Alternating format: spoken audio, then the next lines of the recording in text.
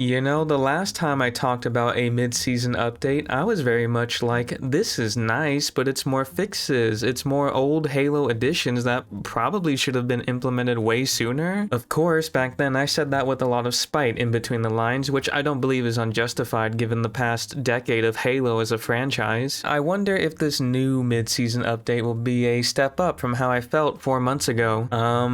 You know what? Get that out of here. We'll save that for last, alright? The repair field, huh? A piece of equipment that heals people, you say? You know, that sounds very familiar. Okay, to be fair, you know, it's a bit different compared to the regenerator from Halo 3. You can attach this thing to surfaces like vehicles, and it can even repair those vehicles, and yes, you can even attach it to players if you want. It can revive down teammates in attrition or any game mode that has a down mechanic. You know, that's neat. I appreciate the repair field not being just one-to-one from an older iteration of something else like it. Ranked mode is allegedly getting some improvements, and that's about all you're getting out of me. I mentioned in a different video I haven't touched ranked mode since season 1. Back when I found out the hard way there weren't any good rewards tied to it, and last time I checked that is still the case, so I don't really care to go back. All I can say is that for those of you who still play ranked, I hope you like these changes. As for the rest of what's being added, I think it's fair to say these are good additions all around, especially when it comes to Forge mode, which is getting more enemy variety such as the high value target mini bosses and some actual bosses from the campaign. That's nice. As well as more quality of life updates that I also cannot speak more on because I'm not a forger, but as usual I do hope all forgers are happy with these additions. They really deserve all the love they get since they are a huge contributor to keeping the game alive. I mean, I see more people talking about custom games than anything 343 is doing. Speaking of custom games, the browser is getting some updates. You can join in a custom game as a fire team. You know, that is revolutionary stuff right there, along with it being easier to join a custom game allegedly. And this last one is probably the most important update out of everything they've given us. Yes, even more big than Firefight. A new networking model has been implemented into Halo Infinite, you say? Now, don't lose your marbles just yet. This is exclusive to Firefight King of the Hill. They gotta use Firefight as their testing ground first before bringing it to PvP. After playing 5 hours of Firefight, I'd say it feels normal for the most part. I've not noticed anything that made me raise my eyebrows. I've not felt any rubber banding yet, so that's good. One of the issues with desync was getting shot behind corners or before peeking corners despite having good latency. I've not noticed the mobs curving their projectiles like they just came out of the Wanted movie. It feels normal, like a normal multiplayer game, and that's all I'm going to say because I don't want to go around parading this update like, holy crap guys, they fixed desync, Halo Infinite is saved. When this is exclusive to Firefight, we'll just have to wait and see if this really fixes it entirely whenever they bring this overhaul to PvP. You know, when we can test it out against players instead of the banished.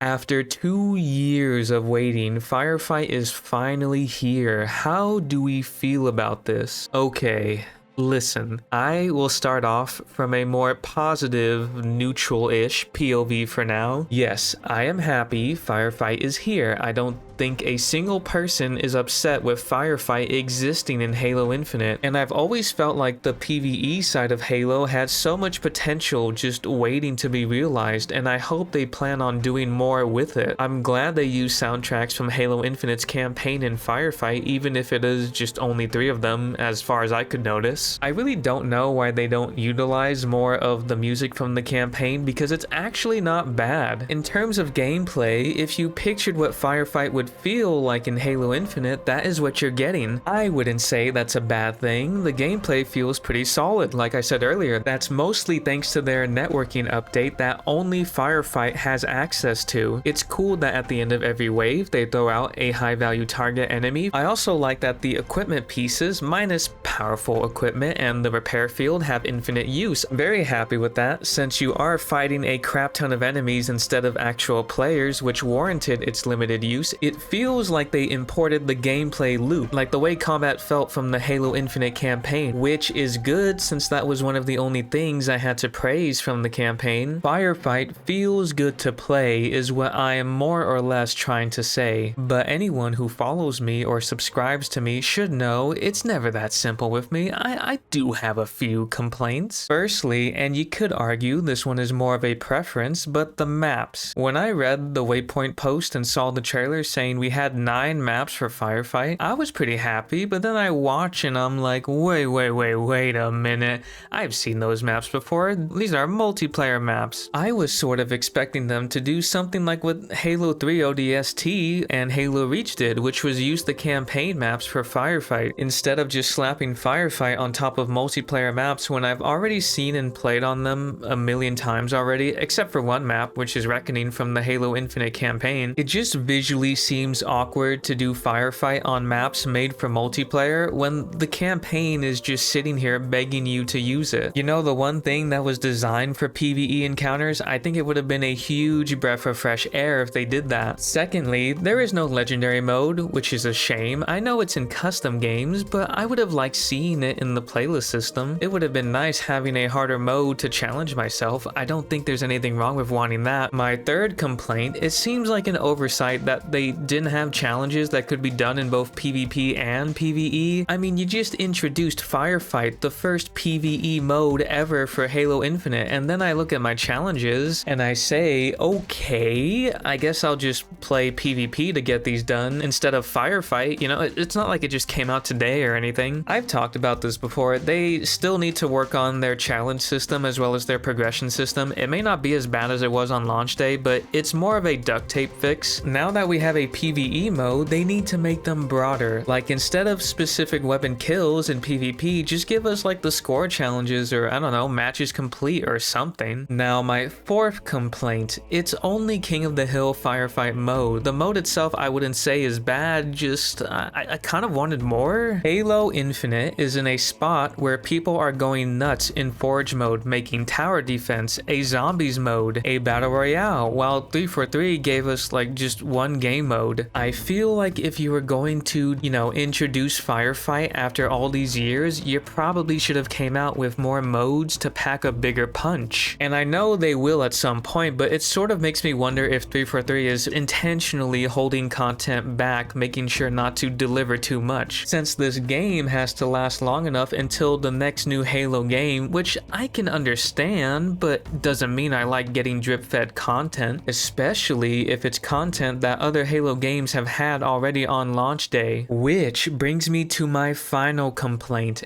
2 years. 2 years for Firefight mode. Of course, like I said earlier, I'm happy it's here. I'm not gonna say no to having Firefight. Am I still a bit annoyed about it taking over 2 years for this to happen? Absolutely. And you shouldn't expect anyone else to not feel this way. This is a very common sentiment for a good reason. And using the excuse, but it's a different team, they aren't the ones to blame for Halo Infinite's mistakes, I wouldn't say is a good excuse. Whenever anyone brings up past mistakes, no one is blaming anyone who works on Halo Infinite now for those mistakes. It's a frame of reference that's unfortunately part of Halo's history. It's a big reason why you won't see a huge spike in player retention with this update. People are still pissed at Halo for a good reason, because these are easy wins. Adding Firefight to Halo Infinite is not an impressive feat when you consider a game that released 13 years ago managed to have it in day one. I wouldn't say they deserve an award nomination at the Game Awards for this, as well as many other things they've done up to this point. And I feel like I should clarify this because I'm sure someone might assume I'm just being overly negative for the sake of it, even though I'm just being honest. Just know this: 6 months ago, I would have told you Halo Infinite is a steaming hot pile of garbage. Fast forward forward to today, and I'd say my attitude towards Halo Infinite has changed a bit. I do respect the fact that current 343 is doing something about Halo Infinite's mistakes, but there are still many things I dislike about the game that keep me from recommending it, especially its mediocre progression system and the predatory shop. I'm still not really agreeing with classifying anything 343 does starting from Season 4 as a massive W, but I'm much more open now to seeing not just Halo Infinite, but Halo getting out of the shithole it's been digging itself in for the past decade. That doesn't mean I'm going to be any less harder on it. I think it's important to be more critical of Halo now more than ever if they are actually listening to us. What I'm basically trying to say is everybody just calm down.